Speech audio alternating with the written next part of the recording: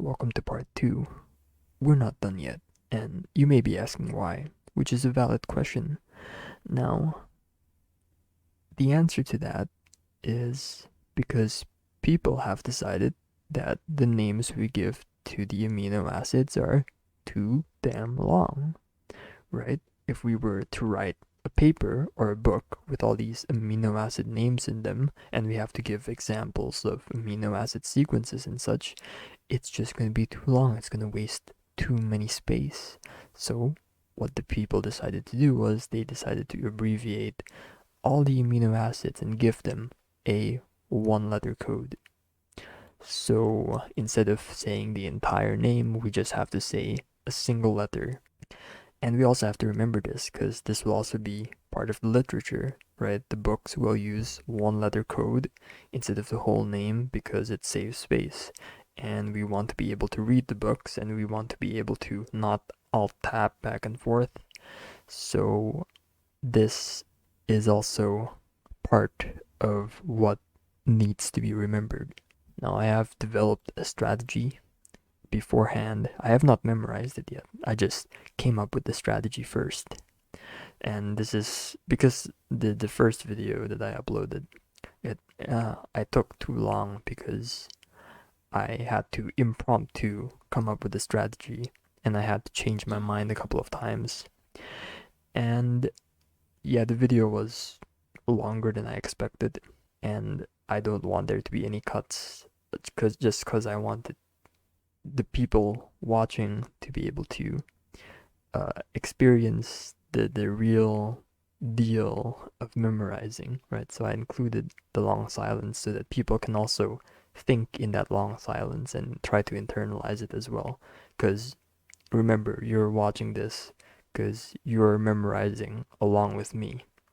At least that's what my intention is. But yeah, it took longer than I expected still. I knew it was going to be long, but it's still a bit too long. So I decided to come up with a strategy beforehand for this video. The strategy will be, I've separated it into two groups. This group I will call the make sense group, and this group I'll call the doesn't make sense group. Now, what's the reasoning behind these two groups? How did I filter the amino acids into one group and the other? Well, the naming here makes sense. The correlation between the name of the amino acid and the single letter it corresponds to makes sense. You have alanine, and that's A. You have arginine, and that's R, because AR. The R sounds like an R, right? So it makes sense. Cysteine is a C, glycine is a G, and so on and so forth. Phenylalanine is an F because the PH sounds like a fe, like phenyl, fe. So you get that F sound, that's why it's an F, and so on and so forth. So all of these make sense. This one doesn't make sense at all. Aspartate D, where does the D come from? Don't know. Doesn't make sense. Right, so here's the game plan. The game plan is we only need to memorize this group, right? This is, I love smart memorization. This is super amazing. You only memorize this thing. Why? Well, you only have to memorize 1, 2, 3, 4, 5, 6. You have to only memorize 6 amino acids, right? And let's say you get an amino acid that's not part of the 6. Let's say you get leucine, right? If you get leucine, then you remember these 6 and you're like, oh, leucine is not part of these 6 amino acids that I remember.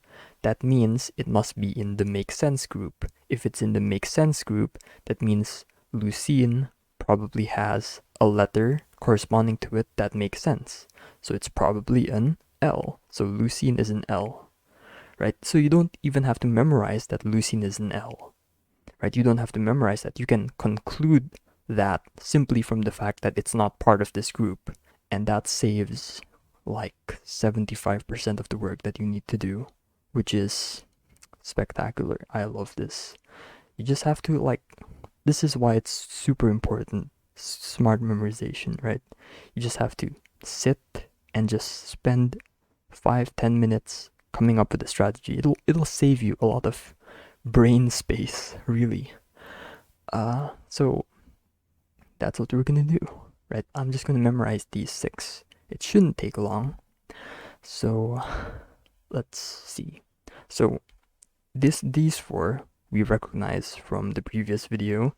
They're all part of like the same mini group, right?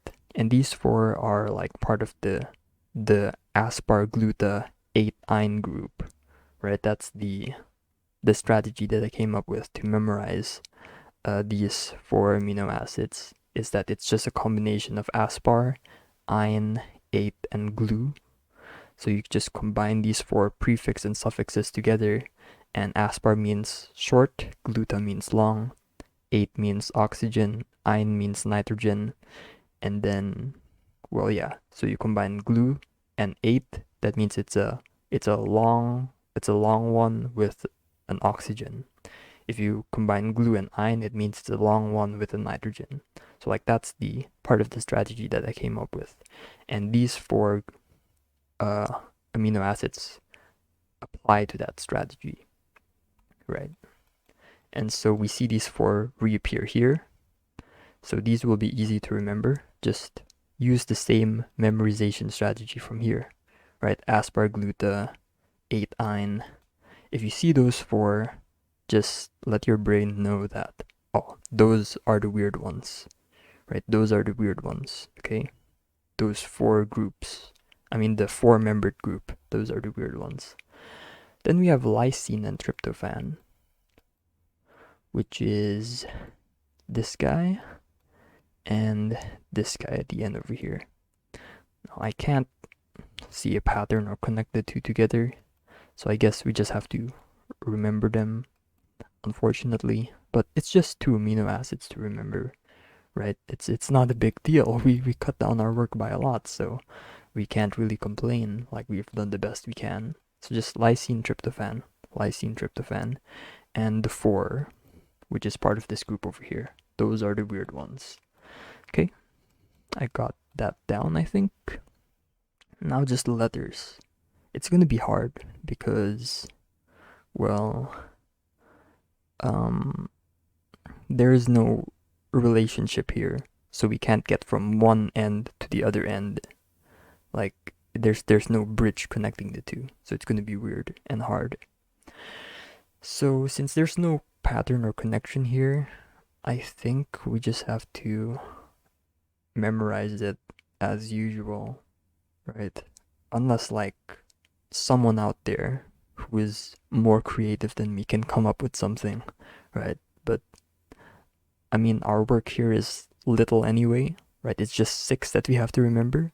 So I don't think it's worth coming up a strategy for, right? We've already done enough work. Like, look at this. This is all free information right here. Like, I don't need to memorize this at all. Okay. Let's see. Asparagine N and aspartate D. Oh god, these are so random. Like, I don't see a connection. Lysine K?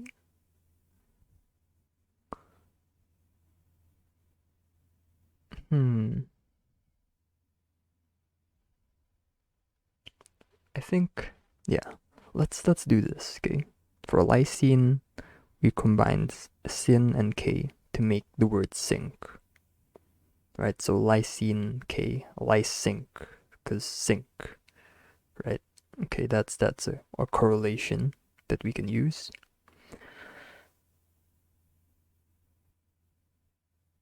Mm,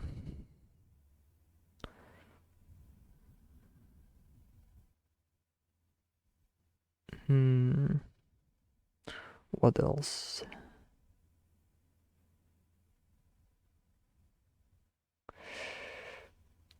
Aspartate.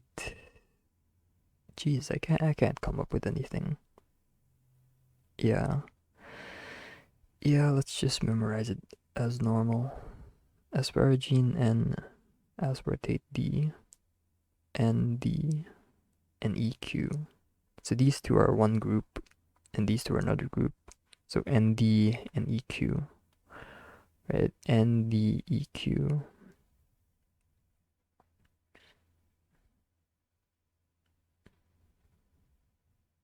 NEDQ, K and W. NEDQ, aspartate D, glutamate Q, asparagine N, glutamine E, aspartate D, glutamine Q. The ene is N and E, and the 8 is D and Q.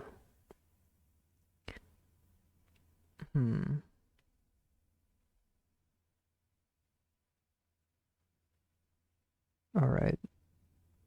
Alright then. Alright. Alright. You know, I think it's not accurate if I just like do it right away, because like the memory is still fresh. So what I'm gonna do is I'm gonna watch like a 3-4 minute video or something to like refresh my mind. Right? And yeah, obviously I won't watch the video along with you. So you can watch your own video, right? Alright, I'll see you back. I've returned from watching a video. So I remember the 4 still, right? The aspar, gluta, gluta. Right, so the 4 weird ones. And I know lysine, because lysync, right? That's a K. Trypto, fan, W.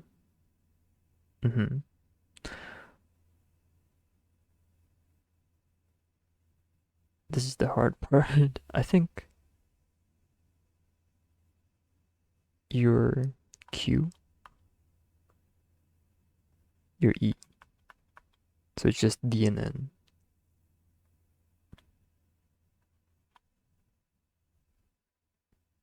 I think that's it. DENQW. DENQKW. God damn it, it's wrong. Q is correct. It's just these 3. So N is first. Oh, EQ. EQ is like an actual thing, right? It's a thing, right? EQ stands for equalization, right? Is it? Or like something in like music production or whatever, or voice, sound, audio manipulation. So EQ is a word, so we know that EQ is one group with each other, right? EQ is one group, and that means ND has to be part of the other group, because those are the only 2 letters left. So EQ is one group, because EQ forms a word, okay? ND is the other group, okay? So now how do we determine whether it is part of ein or part of 8? So glutamine E just goes E there. But this is also ending with E, but it doesn't sound like an E. It's 8. 8 and in.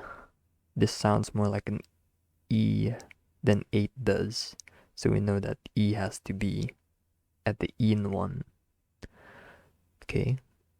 Now at the top part, I guess there's an N over here. So asparagine N, and this just by process of elimination has to go to the final spot because there's no other spots left. Alright. I think that's fine. Yeah. That strategy should work. So I'm gonna go watch another video and test to see if it works again. I'm back. Here's attempt number 2. So again, lysine, lysync, tryptophan, W. And we have aspar, gluta, gluta, asparagine, glutamate, glutamine. Okay, we know EQ. EQ has to be together. And I know it's at G. It's part of the G group. And this is in, so E, and this is QQ. And there's ND. Asparagine N, because it has N there. So D must be here. And that should be it. Like, I'm pretty confident with my answer. Uh, yeah, should be it.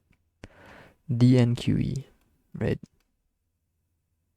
Asparagine. Oh yeah, I flipped it around, but yeah, it should be right. Asparagine. Wait, asparagine N, asparagine N, aspartate D, glutamine E, glutamine E, glutamate Q, lysine K, tryptophan W. Yep, and we're done. All right, that didn't take too long, and this should be immediate. You don't even have to try. Like, yeah. Uh, I guess an important point is mixing like these two up. Maybe like they give you tyrosine, and then you're like, well, tyrosine, I know it's not part of this group, so tyrosine is a T. Woo. And then it's wrong, right? So you may get something like that, right? So you just have to pay attention to like these two and also these two, I guess, right? Just pay attention to these two. But again, that's not a lot of effort compared to blindly memorizing the whole thing, right? So at least you cut down your work by a lot. And so yeah, we're done. That didn't take too long. All right. So again, smart memorization, super good. I definitely recommend trying it. I think like if you try it like after you watch this video or something and you're not good at it, then it's fine because like this coming up with strategies comes with practice, right? I've been doing this for like I don't even know how long. But yeah, the more you try it, the easier it gets.